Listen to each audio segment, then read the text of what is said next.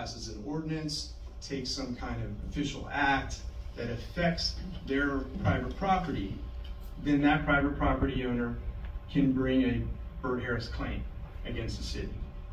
And what does that mean? That means, well, first of all, the Bert Harris Act says to the private property owner, if you think that the city or a county has acted against your property in a way that somehow devalues your property or affects your private property rights, then you need to file a Bert Harris claim notice so that the city knows you're going to bring that claim. You need to do it within 1 year of whenever that action of the city or the county was, and you have to also submit an appraisal that demonstrates what you believe is the diminution in value that results from whatever that city action might have been. We're now at this juncture that the statute requires that the staff and mainly the lawyers representing you have put together a recommended settlement offer, and that's all it is. It's a recommendation. Also creates a situation where it's encouraging cities and counties to actually make some kind of settlement offer that might be accepted by a property owner. So with that in mind, that is the recommendation that the lawyers have come up with, and that the recommendation that we're going to go over here real quick is based on our discussions with the property owner, Barber Point LLC. It's based on listening to your staff who knows your city really well and understands the characteristics of your city. Your city staff has made very strong points and arguments that we've listened to, and so we kept those things in mind. An agreement that the city would approve a change in zoning that would sort of encapsulate a combination of the RS1 and RS2 residential zoning districts, but embody that into a new PUD application. And for those folks who don't know what PUD stands for, I keep saying it, it stands for Planned Unit Development, or sometimes Planned Use Development. And that's the type of zoning which allows for a mixture of different types of zoning categories. So that's what we're proposing. And then within that new PUD application, our settlement offer that we would recommend would require the following 10 conditions. We would require that any PUD site plan would include lot sizes of 90 feet wide and 75 feet wide, and not to exceed a maximum of 300 lots total on the entire property, which is approximately 130 acres in size. For your information, the RS1 residential zoning district, it requires a minimum of 90-foot wide lots, and the residential RS2 zoning district requires a minimum of 70 feet wide lots. And that 30% of the lots would be 90 feet wide. We would require in our recommendation that all internal roads within the development be at least 24 feet wide, obviously paved roads. 24-foot wide roads are consistent with the other neighborhoods in the city. We would recommend that there be at least one sidewalk on any one side of the street. We would recommend that the approximate 15.26 acre area that's north of the creek and adjacent to the Copper Creek subdivision remain undeveloped in an open space, so that would act as a buffer between that adjoining neighborhood, and that the boundary of that northern undeveloped area have installed a 6-foot high opaque fence along that boundary. We would recommend that the other condition be that the Barber Point subdivision, if it came to fruition, have at least two vehicular entrances for ingress and egress. We would recommend that there be a minimum 20-foot vegetative buffer on the major streets that border this property, being Louder Street and Miltondale Road.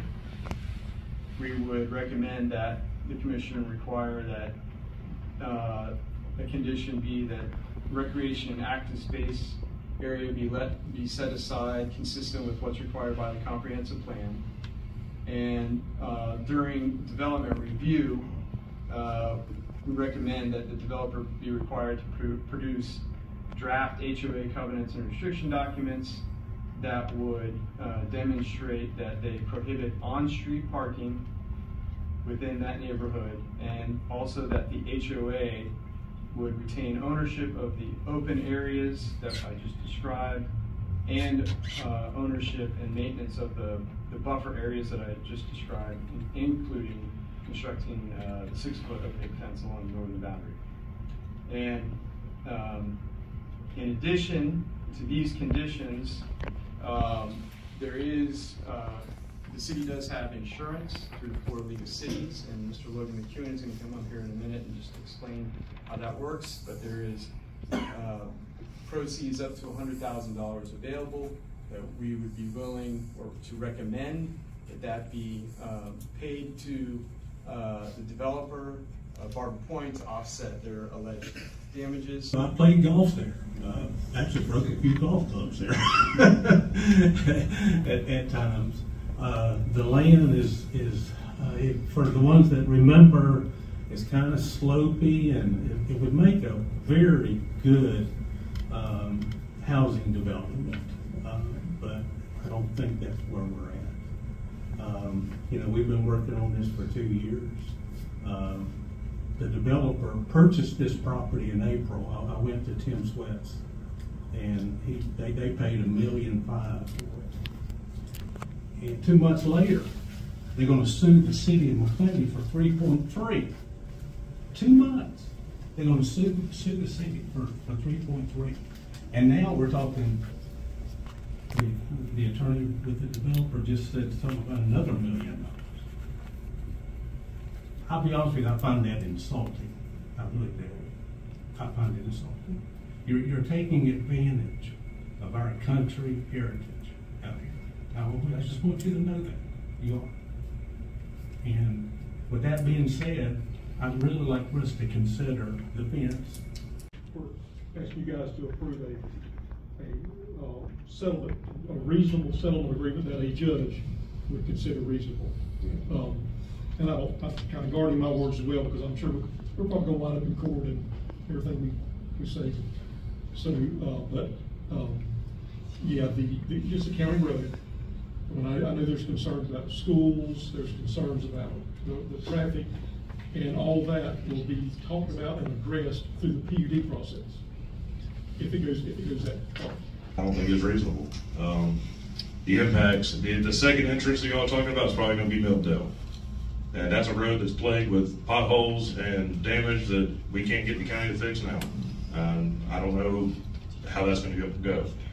I will tell you that I can't answer. We've been adamant that there won't be an entrance to Milldale. All the private property owner needs to do is, when a city or a county takes some kind of action that affects their private property, and they believe that that action affects the value of their property, then all that is required under the statute is to send a notice to the city or the county, alleging, making their claim and triggering the Bert Harris Act, and also providing with that a appraisal that evaluates the difference between what the property's value was before the city's action and then after the city's action. The question would happen. And one of the other things that happens when a city or a county first gets a Bert Harris notice is it is required to send a notice to the adjacent property owners that the city's received a Bert Harris claim about a property. The city's not required to notice property owners in the vicinity that are not adjacent, but the adjacent property owners have to be noticed. And the Bert Harris Act says, that the adjacent property owners, just because they get a notice of a Bert Harris claim, does not mean that they then get to file their own Bert Harris claim in response. To the extent our client doesn't accept your settlement offer, we're not just talking about Bert Harris. We're talking about Bert Harris plus an equitable estoppel claim of $1 million. So that's one thing that I want to just bring to your attention.